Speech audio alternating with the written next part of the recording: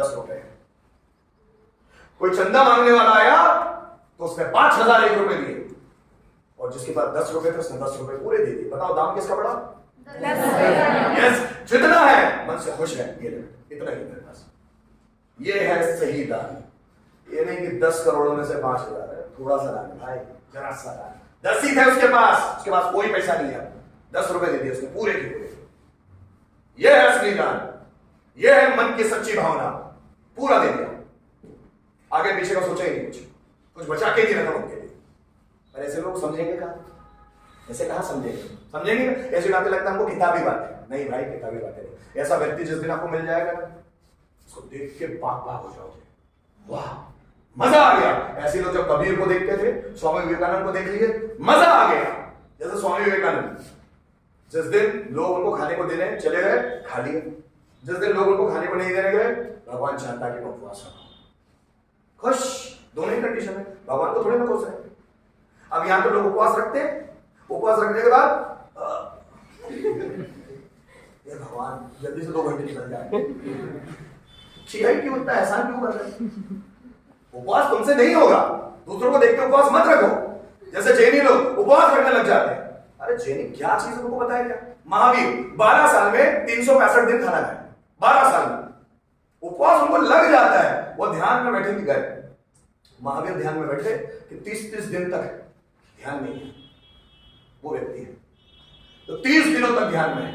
तो फिर जैसे ही ध्यान छूटा, जो सामने मिला फल फ्रूट वो खा लिया, फिर ध्यान लग गया, फिर 20-25 दिन हो गए।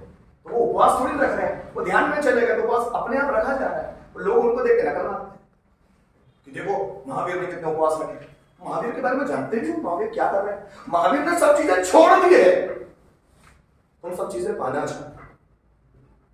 महावीर ने सब चीजें, कपड़े भी छोड़ दिए।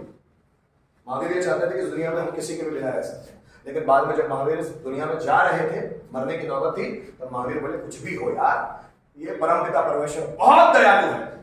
मैं आया तो 2.5 किलो का था, और जा रहा हूं 72 किलो का। इसने बढ़ाया ही है सब कुछ, मुझे सब कुछ बढ़ाया ही है इसने। 2.5 किलो का आया था, 72 किलो का जा रहा हूं, इसने बढ़ाया है, बहुत दयालु। महावीर और बुद्ध एक करवट सोते थे, दूसरी करवट बदलते ही नहीं थे। पता है क्यों?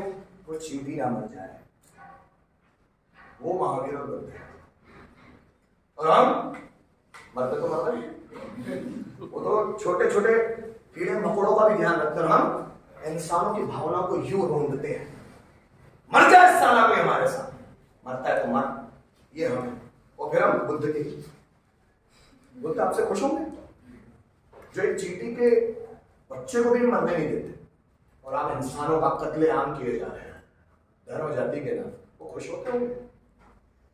खुश होते होंगे क्या? बिल्कुल नहीं। एक दुविध नाम का वानर था, दुविध, जो रात में लंका में जाता था और लंका के स्त्रियों को छेड़ के आता था। वानर दुविध नाम का वानर। राम को पता चला, फांसी दे दो साले को। छुआ कैसे से लेडीज को, कैसे छुआ? दुश्मन भी है, लेडीज और बच्चों को छुआ नहीं जाता। छुआ कैसे? प्राण दंड दे दो। दुविध को प्राण दंड दे दिया वानर सेना। छत्रपति शिवाजी महाराज के सामने जब उनके सेनापति थे हम्बीर राव मोहिते, उन्होंने लेकर आए लेडीज को, महाराज हमने वो मुगलों की सेना को हराया, और ये सभी लेडीज उनकी हम ले आए। छत्रपति शिवाजी महाराज बोले, हाथ काट दो साले के, इसने मेरी मां को छुआ कैसे? काट दो हाथ इसके।